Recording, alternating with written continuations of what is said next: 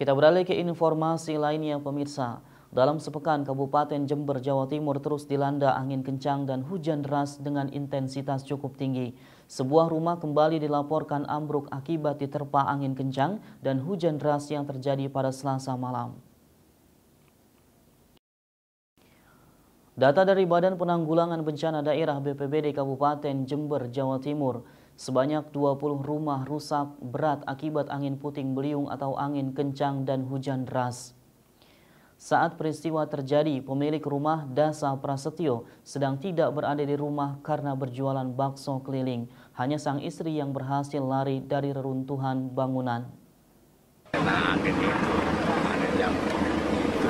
Saat itu keluarga di mana, Bapak? Apa? Keluarga Bapak di mana? Di luar satu, di dalam satu, istri saya. Tapi di dekat pintu.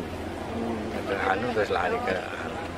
Sedangkan Kepala Bidang Kedaruratan dan Logistik BPBD Jember Heru Widagdo Rabu 16 Januari mengatakan secara keseluruhan ada sekitar 20 rumah lebih yang rusak karena diterjang angin puting beliung.